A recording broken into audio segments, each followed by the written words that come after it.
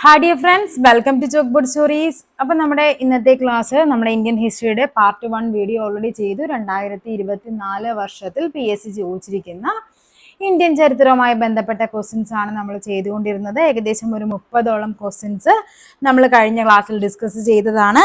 അതിൻ്റെ part 1ൻ്റെ link ഞാൻ description ബോക്സിൽ കൊടുത്തിരിക്കാം, അല്ലെങ്കിൽ ഫസ്റ്റ് കമൻ്റ് ആയിട്ട് പിൻ ചെയ്തിരിക്കാം. അപ്പോൾ എന്ത് ചെയ്യുക, നമുക്ക് ഇന്ത്യൻ ഹിസ്റ്ററി ഇങ്ങനെ കുറേശ്ശെ ടോപ്പിക്കുകൾ പഠിച്ച് ക്വസ്റ്റ്യൻസ് ആയിട്ട് അതുമായി ബന്ധപ്പെട്ട കണക്റ്റഡ് ഫാക്ട്സും ഒക്കെ പഠിച്ച് നമുക്ക് പോകാം. അപ്പം നമുക്ക് ക്ലാസ്സിലോട്ട് പോകാം. ക്വസ്റ്റ്യൻ പറഞ്ഞിരിക്കുന്നത് നോക്കിക്കേ. തീവ്ര ദേശീയതയുമായി ബന്ധപ്പെട്ട നേതാക്കന്മാർ ആരെല്ലാമായിരുന്നു എന്നാണ് ചോദിച്ചിരിക്കുന്നത്. തീവ്ര ദേശീയവാദികളും മിതവാദികളും നമ്മൾ പഠിക്കുന്നതാണ്. ആരൊക്കെയാണ് ഇവിടെ നമുക്കറിയാം അല്ലെ? ലാൽ പാൽ ബാൽ കൂട്ടുകെട്ടാണ് നമ്മൾ തീവ്രവാദികൾ എന്ന് പറയുന്നത്. ലാൽ പാൽ ബാൽ. അപ്പൊ ഇവിടെ ആരൊക്കെ വരും നമുക്കറിയാം. ബാലഗംഗാധര തിലകൻ, ബിപിൻ ചന്ദ്രപാല്, ലാലാ ലജ്പത് റായ്. അപ്പൊ അവിടെ വരുന്നത് ബാലഗംഗാധര തിലകനും ലാലാ ലജ്പത് റായുമാണ്. അതാണ് ലാൽ പാൽ ബാൽ കൂട്ടുകെട്ട് തീവ്രവാദികൾ എന്ന് പറയുന്നത്. തീവ്രവാദികളല്ല, മിതവാദികളും തീവ്ര ദേശീയവാദികളും. ഓക്കെ, അപ്പൊ ഏതാണ്? ഓപ്ഷൻ സി ആണ് നമുക്ക് ആൻസർ ആയിട്ട് വരേണ്ടത്. 1ഉം 3ഉമാണ്. ഇന്ത്യൻ നവോത്ഥാനത്തിന്റെ പിതാവ് എന്നൊക്കെ ചോദിക്കുമ്പോൾ ആരാണത്? നമ്മുടെ രാജാറാം മോഹൻ റോയ് ആണ് ഇന്ത്യൻ നവോത്ഥാനത്തിന്റെ പിതാവായിട്ട് അറിയപ്പെടുന്നത്. രാജാറാം മോഹൻ റോയ് ബംഗാളി ഭാഷയിൽ ആരംഭിച്ച പത്രം, ബംഗാളി ഭാഷയിൽ, ഇതിൽ നമുക്കറിയാം ഓരോ പത്രവും കേസരി മറാത്ത ആരുടേതാണ്? കേസരി മറാത്ത നമ്മൾ പഠിക്കുന്നതാണ്. ആരാണ്? ബാലഗംഗാധര തിലകന്റെയാണ്. അതേപോലെ ന്യൂ ഇന്ത്യ, പിന്നെ ഏതാണ്? കോമൺവീൽ. ഇതൊക്കെ നമ്മൾ കോമൺലി പഠിക്കുന്നതാണ്. കോമൺവീൽ ആരുടേതാണ്? നമ്മുടെ ആനി ബസന്റിൻ്റെതാണ്.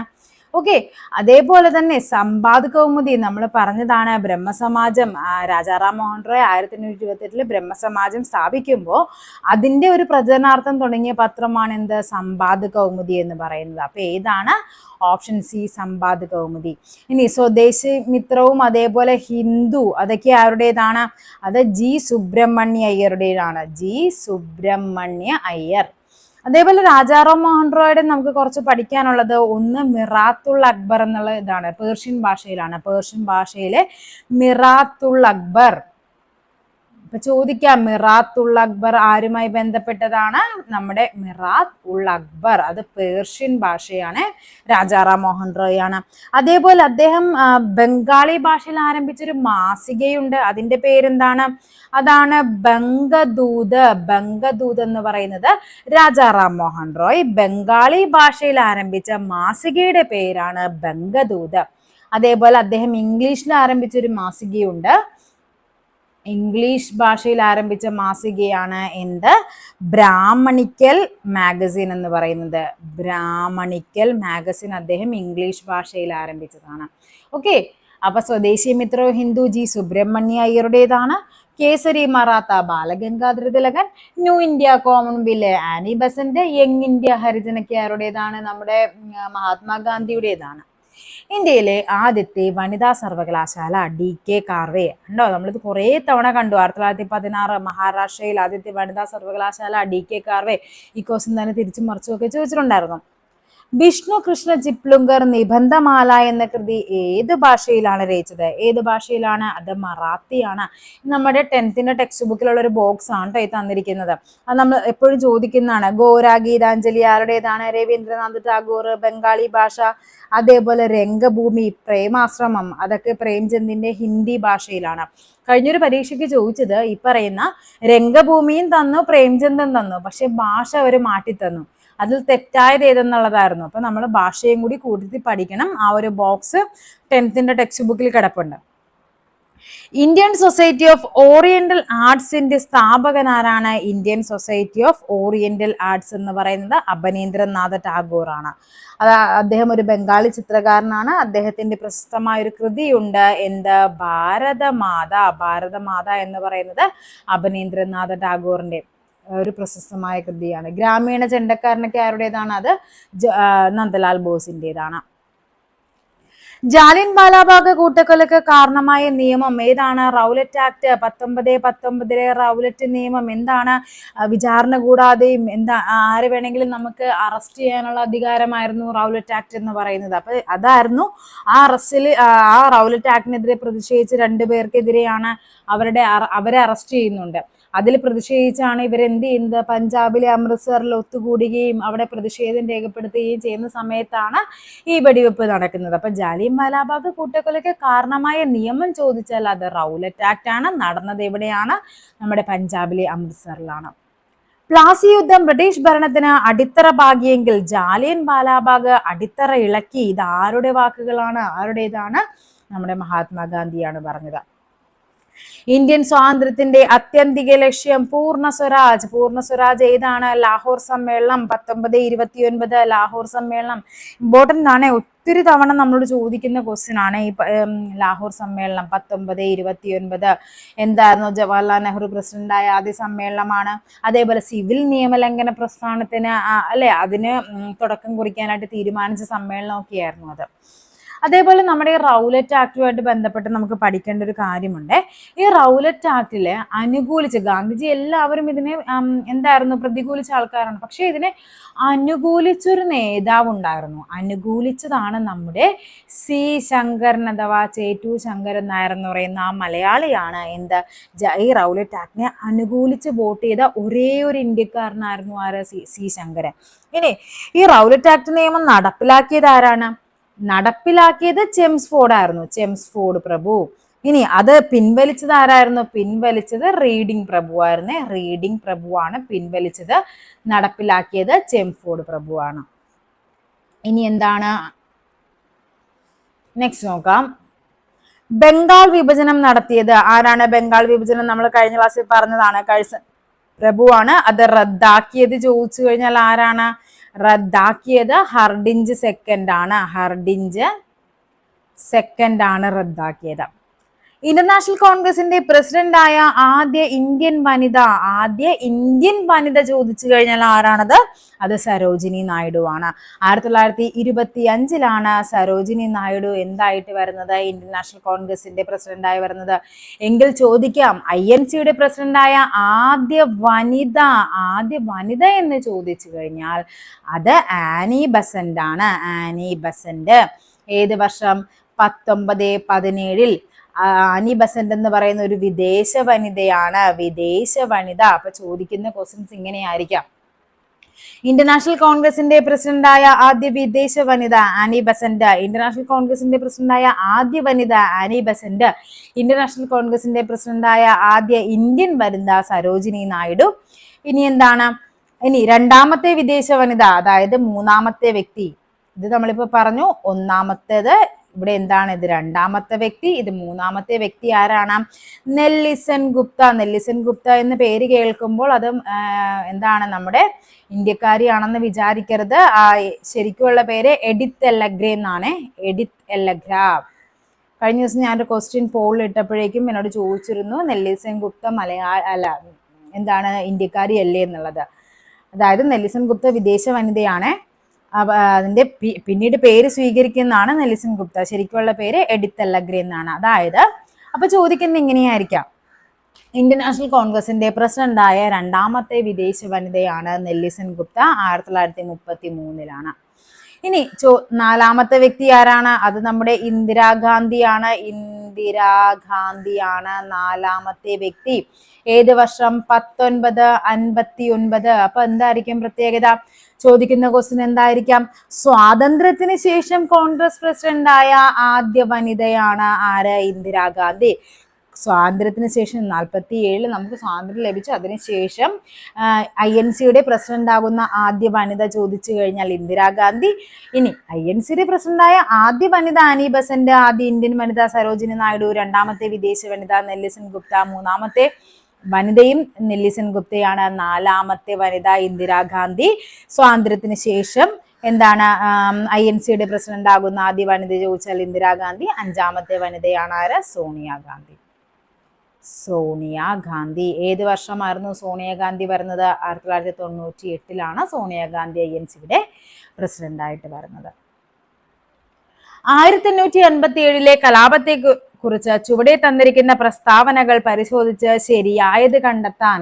എന്താണ് പറയുന്നത്? 1857 കലാപം ആരംഭിച്ചത് ആവതിലാണ്. ആണോ? അല്ല. കലാപം പൊട്ടിപ്പുറപ്പെട്ടത് എവിടെയായിരുന്നു? ഉത്തർപ്രദേശിലെ മീററ്റിലാണ്. ഒന്ന് തെറ്റാണ്, നമുക്ക് വേണ്ടത് ശരിയാണ്. സോ ഒന്നുള്ളതൊക്കെ അങ്ങ് കട്ട് ചെയ്തോ. ആൻസർ ഏതാണ്? 2ഉം 4ഉമാണ്. ബാക്കി ഒന്നും വായിക്കേണ്ട ആവശ്യം പോലും ഇല്ല. കർഷകരും കരകൗശല തൊഴിലാളികളും കലാപത്തിൽ പങ്കെടുത്തിരുന്നു. ശരിയാണ്. ഫൈസാബാദിൽ കലാപം നയിച്ചത് ബീഗം ഹസ്രത്ത് മഹൽ. കാര്യം ഇവിടെ 2ഉം 4ഉം മാത്രമാണ് ശരിയല്ലേ? അപ്പൊ എന്താണ്? ഫൈസാബാദിൽ ആരായിരുന്നു? മൗലവി അഹമ്മദുള്ളയായിരുന്നു ഫൈസാബാദിൽ കലാപത്തിന് തുടക്കം കുറിച്ചത് അല്ലെ? മൗലവി അഹമ്മദുള്ള. അപ്പൊ ചോദിക്കട്ടെ, ബീഗം ഹസ്രത്ത് മഹൽ എവിടെയായിരുന്നു? ബീഗം ഹസ്രത്ത് മഹൽ ലക്നൌലായിരുന്നു. നമ്മൾ പഠിക്കുന്നതാണ്. ലക്നൌല് കലാപത്തിന് നേതൃത്വം നൽകിയത് ബീഗം ഹസ്രത്ത് മഹലാണ്. ഫൈസാബാദിൽ ആരായിരുന്നു? മൗലവി അഹമ്മദുള്ളയാണ്. 1857 കലാപത്തിന് ശേഷം ഇന്ത്യയുടെ ഭരണം ഇംഗ്ലീഷ് ഈസ്റ്റ് ഇന്ത്യ കമ്പനിയിൽ നിന്ന് ബ്രിട്ടീഷ് പാർലമെന്റ് ഏറ്റെടുത്തു അല്ലെ? ബ്രിട്ടീഷ് ആക്ട് 58 ഡയറക്റ്റ് ഭരണം ഏറ്റെടുക്കുന്നതൊക്കെ ഉണ്ടായി. നമ്മൾ പഠിക്കുന്നതാണ്. അപ്പൊ ഇവിടുത്തെ ആൻസർ എന്ന് പറയുന്നത് 2ഉം 4ഉമാണ് ശരിയായിട്ട് വരുന്ന പ്രസ്താവനകൾ. താഴെ തന്നിരിക്കുന്നവയിൽ ദാദാഭായ് നവറോജിയുമായി ബന്ധമില്ലാത്ത പ്രസ്താവന ശ്രദ്ധിക്കണം. ബന്ധമില്ലാത്തതാണ് നമുക്ക് വേണ്ടത്. ചോർച്ചാ സിദ്ധാന്തത്തിന്റെ ഉപജ്ഞാതാവാണ്. Poverty and unBritish rule India എന്ന പുസ്തകം രചിച്ചു. ഇന്ത്യൻ നാഷണൽ കോൺഗ്രസിന്റെ സ്ഥാപകൻ. ആണോ? അല്ല. അപ്പൊ എന്താണ്? 3ആണ് ആൻസർ ആയിട്ട് വരേണ്ടത്. ഇന്ത്യയുടെ വന്ധ്യവയോധികൻ എന്നറിയപ്പെട്ടു. അപ്പൊ ആൻസർ വരേണ്ടത് ഓപ്ഷൻ സി 3ആണ്, ബന്ധമില്ലാത്ത പ്രസ്താവന. സ്വാതന്ത്ര്യം എന്റെ ജന്മാവകാശമാണ്, ഞാനത് നേടുക തന്നെ ചെയ്യും. ആരുടേതാണ്? ബാലഗംഗാധര തിലകൻ. നമ്മൾ PSC പഠിക്കുന്ന എല്ലാവരും ബേസിക് ആയിട്ട് പഠിക്കുന്ന കുറച്ച് കോഡ്സ് ഒക്കെയാണ് അല്ലേ അത്? സ്വാതന്ത്ര്യം എന്റെ ജന്മാവകാശമാണ്, ഞാനത് നേടുക തന്നെ ചെയ്യും. ഓക്കെ, നെക്സ്റ്റ് നോക്കാം. നമുക്ക് അടുത്ത ക്വസ്റ്റ്യൻ എന്താണെന്നുള്ളത്. താഴെ തന്നിരിക്കുന്നവയിൽ 1887 ഒന്നാം സ്വാതന്ത്ര്യ സമരത്തിന്റെ പ്രധാന കാരണങ്ങളാണ് ചോദിച്ചിരിക്കുന്നത്. ഇത് നിങ്ങളൊന്ന് പഠിച്ചു വെക്കണേ. സ്റ്റേറ്റ്മെന്റ് ടൈപ്പായിട്ടൊക്കെ കയറി ചോദിക്കാനായിട്ട് ചാൻസ് ഉണ്ട്. അപ്പൊ എന്താ പറഞ്ഞിരിക്കുന്നത്? കർഷകരുടെ ദുരിതങ്ങൾ, കരകൗശല തൊഴിലാളികളുടെ ദാരിദ്ര്യം, രാജാക്കന്മാരുടെ പ്രശ്നങ്ങൾ, ശിപായിമാരുടെ ദുരിതങ്ങൾ, ഇതെല്ലാം എന്താണ്? നമ്മുടെ 57 വിപ്ലവവുമായിട്ട് ബന്ധപ്പെട്ടതാണ്. അപ്പൊ ഇവയെല്ലാം ഇവിടെ ശരിയായ പ്രസ്താവനകളാണ്. അപ്പൊ നിങ്ങൾ പഠിക്കേണ്ടത് 1848 ദത്തവകാശ നിരോധന നിയമം, അതേപോലെ തന്നെ 54 പോസ്റ്റ് ഓഫീസ് നിയമം, അതേപോലെ 56 ഹിന്ദു വിധവാ പുനർവിവാഹ നിയമം, ഇതെല്ലാം പറയുന്ന 57 വിപ്ലവത്തിന് കാരണങ്ങളായിട്ടുണ്ടായിരുന്നു. കുറേ പ്രശ്നങ്ങൾക്ക് എല്ലാമായിരുന്നു എന്ത് ചെയ്യുന്നത്? 57 വിപ്ലവം പൊട്ടിപ്പുറപ്പെടാനും അത് ഇത്രയ്ക്ക് അതായത് ജനശ്രദ്ധ പിടിച്ചു പറ്റാനും എല്ലാത്തിനുള്ള റീസൺ എന്ന് പറയുന്നത് ഒരു കൂട്ടരുടെ മാത്രം പ്രശ്നമായിരുന്നില്ല. അത് പല എല്ലാ വിഭാഗത്തിലും ആൾക്കാർ നേരിടുന്ന പ്രശ്നങ്ങൾക്കെതിരെ അവരെല്ലാവരും കൂടി ഒറ്റക്കെട്ടായിട്ടാണ് നമ്മുടെ 57 വിപ്ലവം മുന്നോട്ട് കൊണ്ടുപോയത്. ക്വിറ്റ് ഇന്ത്യ സമര നായിക ആരാണ്? സമര നായിക അരുണ ആസിഫ് അലിയും. ആരാണ് ക്വിറ്റ് ഇന്ത്യ സമര നായകൻ എന്നറിയപ്പെടുന്നത്? ജയപ്രകാശ് നാരായണനുമാണ്. ഇന്ത്യൻ റിപ്പബ്ലിക്കൻ ആർമി ആരാണ്? സൂര്യസെൻ ആണ്. ഇന്ത്യൻ റിപ്പബ്ലിക്കൻ ആർമി സൂര്യസെൻ 1930 ആരംഭിക്കുന്നതാണ് ഇന്ത്യൻ റിപ്പബ്ലിക്കൻ ആർമി. ഒന്നാം സ്വാതന്ത്ര്യ സമര കേന്ദ്രങ്ങളെയും നേതൃത്വം നൽകിയവരെയും ചേരുംപടി ചേർക്കാം. ഇതിൽ ജസ്റ്റ് നോക്കാം. നമുക്ക് ഏറ്റവും കൂടുതൽ അറിയാവുന്ന ഝാൻസിയാണ് അല്ലെ? ഝാൻസി ആരാണ്? റാണി ലക്ഷ്മിബായി ആണ്. 4-2 ബാക്കിയെല്ലാം അങ്ങ് കട്ട് ചെയ്തു. ആൻസർ ഏതാണ്? ഓപ്ഷൻ ബി ആണ്. നിങ്ങൾ ഇങ്ങനെ ആൻസറിലേക്ക് എത്താനായിട്ട് ശ്രമിക്കണം. കാര്യം എപ്പോഴും എന്താണ്, നമുക്ക് എല്ലാം അറിഞ്ഞിരിക്കണമെന്നൊന്നുമില്ല. സ്റ്റേറ്റ്മെന്റ് ടൈപ്പ് ചോദിക്കുമ്പോൾ ഒരു ഗുണം എന്ന് പറയുന്നത് ചിലപ്പോൾ നമുക്ക് എലിമിനേഷൻ മെത്തേഡിലൂടെ നമുക്കറിയാവുന്ന ഒരു പോയിന്റ് വെച്ച് നമുക്ക് ആൻസറിലേക്ക് എത്താനായിട്ട് പറ്റും. ഇനിയപ്പം നോക്കിക്കേ, ആരാണ്? കാൺപൂരിൽ ആരായിരുന്നു? നാനാ സാഹിബാണ്. അതേപോലെ തന്നെ ബീഹാറിൽ കൺവർ സിംഗ്, അതേപോലെ ഡൽഹിയിൽ ആരായിരുന്നു? ബഹദൂർ ഷാ സെക്കൻഡ് ആണ്. ഓക്കെ, താഴെ കൊടുത്തിരിക്കുന്ന പ്രസ്താവനകൾ ഏത് സംഭവവുമായി ബന്ധപ്പെട്ടു? ജവഹർലാൽ നെഹ്റു കോൺഗ്രസിന്റെ പ്രസിഡന്റായി തിരഞ്ഞെടുക്കപ്പെട്ടു. ഏതാണ്? 1929 ലാഹോർ സമ്മേളനം. സോ ആൻസർ ഏതാണ്? Option C. പൂർണ്ണ സ്വരാജ് പ്രമേയം പാസാക്കി 30 ജനുവരി 26 സ്വാതന്ത്ര്യദിനമായി കൊണ്ടാടാൻ തീരുമാനിച്ചു. ഇങ്ങനൊരു തീരുമാനത്തിന്റെ കാരണം കൊണ്ടാണ് നമ്മളിപ്പോൾ ജനുവരി 26 റിപ്പബ്ലിക് ദിനമായിട്ട് ആചരിക്കാനുള്ള റീസൺ എന്ന് പറയുന്നത്. ചുവടെ കൊടുത്തിരിക്കുന്നതിൽ വ്യക്തിയെ തിരിച്ചറിയാനായിട്ട് ഇപ്പൊ ഈ ഒരു ടൈപ്പ് ക്വസ്റ്റ്യൻസ് പല പരീക്ഷകൾക്കും കയറി നമുക്ക് ചോദിക്കുന്നുണ്ട്. ഈ അടുത്ത് ചോദിച്ചിരിക്കുന്ന മിക്ക പരീക്ഷകൾക്കും ആരാണ് നമ്മുടെ കേരള ഹിസ്റ്ററിയിൽ നിന്നൊക്കെ ഇങ്ങനത്തെ ക്വസ്റ്റ്യൻസ് ആണ് വരുന്നത് വ്യക്തിയെ തിരിച്ചറിയാനായിട്ട്.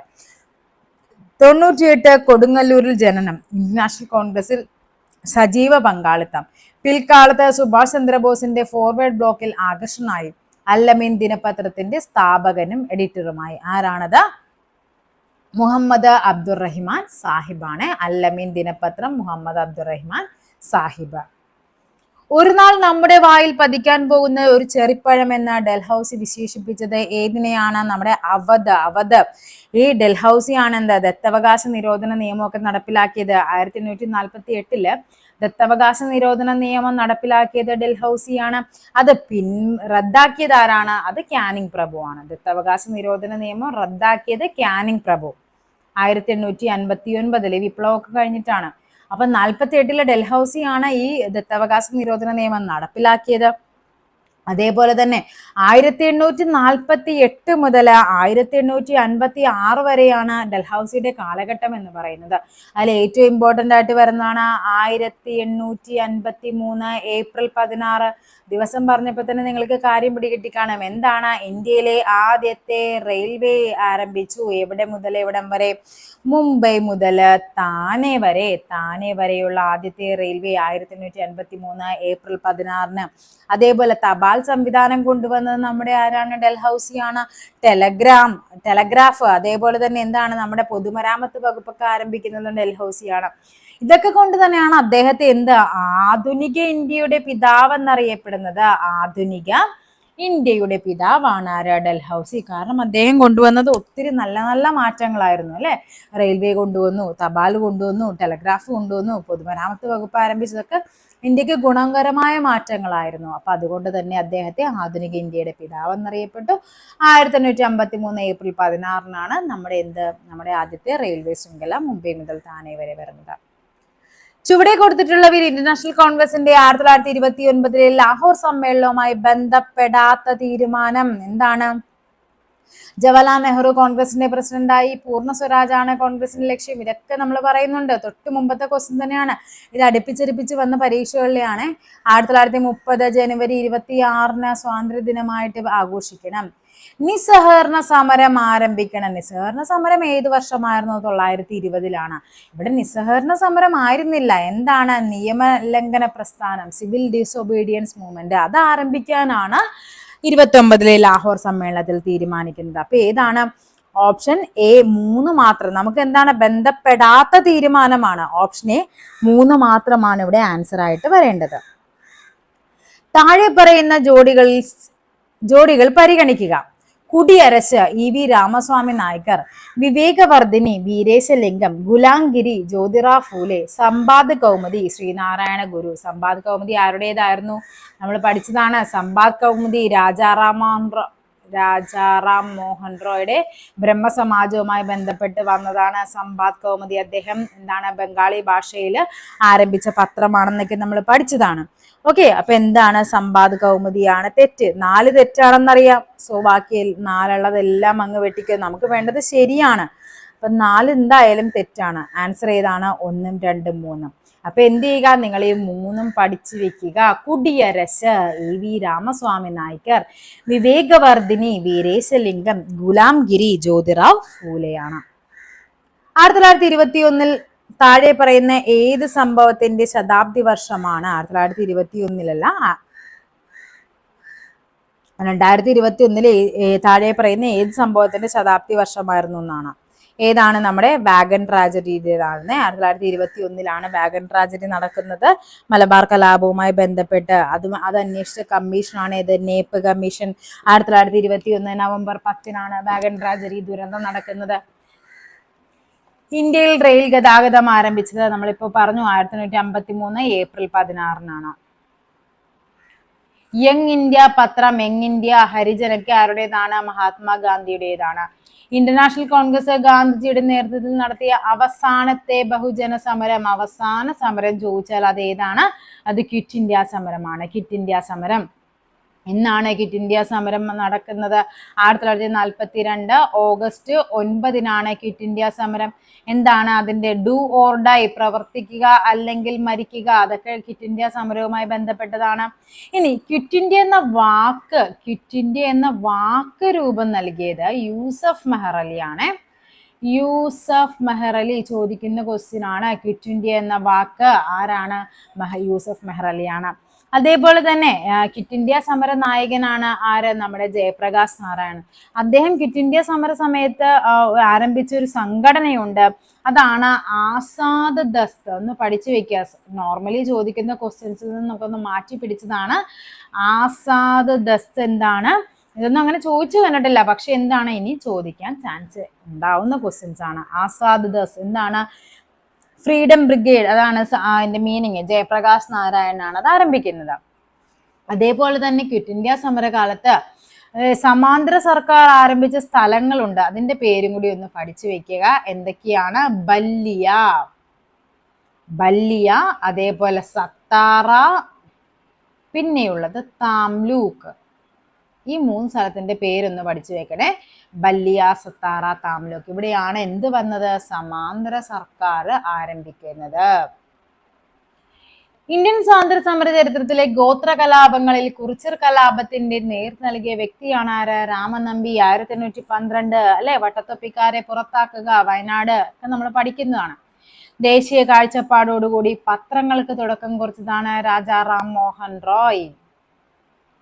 അന്തർദേശീയ സാഹോദര്യത്തിന് ഊന്നൽ നൽകാൻ ലക്ഷ്യമിട്ട് രവീന്ദ്രനാഥ ടാഗോർ സ്ഥാപിച്ച സർവകലാശാലയാണ് വിശ്വഭാരതി യൂണിവേഴ്സിറ്റി. 1921. ജാലിയൻ വാലാബാഗ് കൂട്ടക്കൊല നടന്ന വർഷമാണ് 1919. ബ്രിട്ടീഷ് കാലഘട്ടത്തിൽ ഇന്ത്യൻ സമ്പദ് വ്യവസ്ഥയിലുണ്ടായ തകർച്ചയെ വെളിപ്പെടുത്തുന്ന ചോർച്ചാ സിദ്ധാന്തം ആരുടേതാണ്? ചോർച്ചാ സിദ്ധാന്തം ദാദാബായ് നവറോജിയുടേതാണ്. സാരേ ജഹാം സെ അച്ഛാ ഹിന്ദുസ്ഥാൻ ഹമാര എന്ന ഗാനത്തിന്റെ രചയിതാവ് മുഹമ്മദ് ഇക്ബാൽ. അല്ലാമ മുഹമ്മദ് ഇക്ബാൽ. സാരേ ജഹാം സെ അച്ഛാ ആരുടേതാണ്? മുഹമ്മദ് ഇക്ബാലിന്റേതാണ്.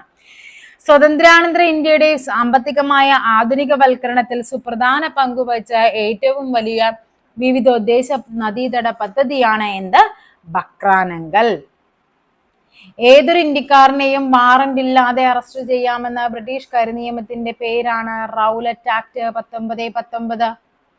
ഇന്ത്യൻ സ്വാതന്ത്ര്യ സമരത്തിന്റെ അന്തിമ ലക്ഷ്യം പൂർണ്ണ സ്വരാജ് ആണെന്ന് പ്രഖ്യാപിച്ചതാണ് ലാഹോർ സമ്മേളനം 1929. ജവഹർലാൽ നെഹ്റു പ്രസിഡന്റായ ആദ്യ സമ്മേളനം. സിവിൽ നിയമലംഘന പ്രസ്ഥാനം ആരംഭിക്കാൻ തീരുമാനിച്ച സമ്മേളനം.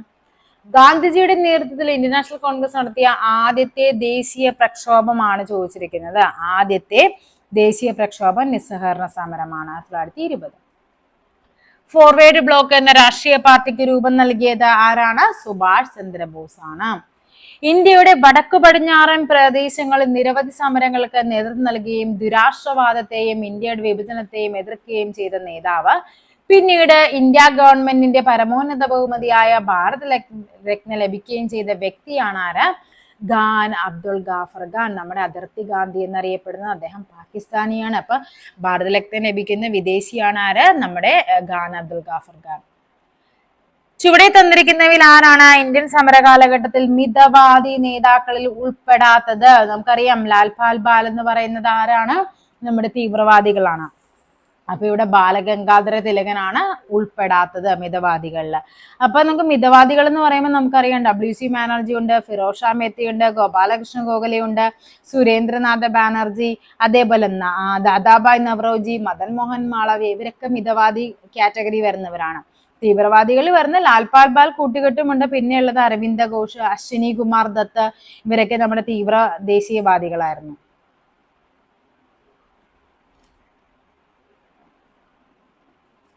ട്രാൻസ്ഫർ ഓഫ് പവർ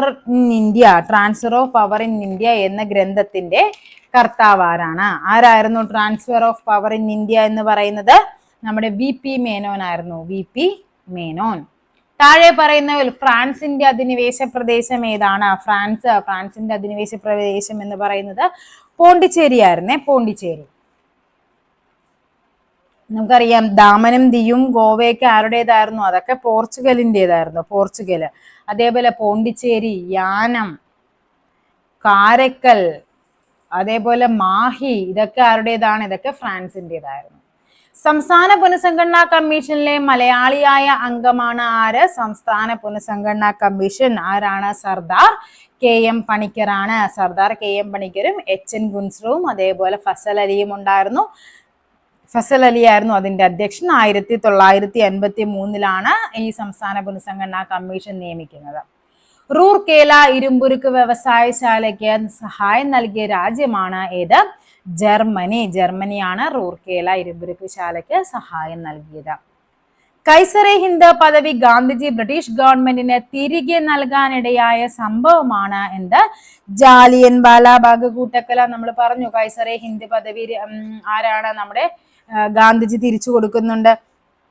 അതേപോലെ തന്നെ സർ പദവി രവീന്ദ്രനാഥ ടാഗോർ കൊടുക്കുന്നുണ്ട്. പിന്നെ പിന്നെ ഏതായിരുന്നു? കൈസറെ ഹിന്ദ് നമ്മുടെ ഗാന്ധിജി മാത്രമല്ല, പിന്നെ ആരും കൂടി ഉണ്ടായിരുന്നു?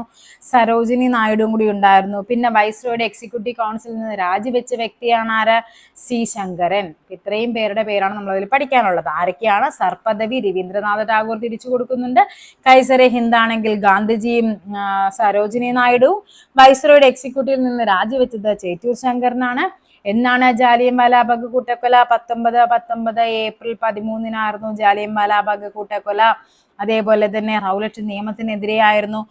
ഡോക്ടർ സത്യപാലിനെയും സെയ്ഫുദ്ദീൻ കിച്ചിലുവിനെയും അറസ്റ്റ് ചെയ്തതിൽ പ്രതിഷേധിച്ചായിരുന്നു അമൃത്സറിൽ അവർ ഒത്തുകൂടുന്നത്. പിന്നെന്താണ്? അതുമായിട്ട് ബന്ധപ്പെട്ട പഠിക്കാനായിട്ട് ജാലിയൻ വാലാബാഗ് കൂട്ടക്കൊലയെ പറ്റി പഠിക്കാനായിട്ട് നിയോഗിച്ച കമ്മീഷനാണ് ഹണ്ടർ കമ്മീഷൻ. ഓക്കെ അല്ലേ?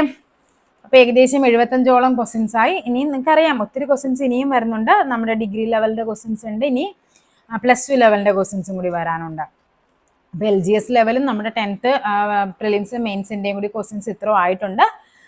അപ്പൊ നമുക്ക് എന്ത് ചെയ്യാം? അടുത്ത ക്ലാസ്സിൽ വീണ്ടും കാണാം. Thank you.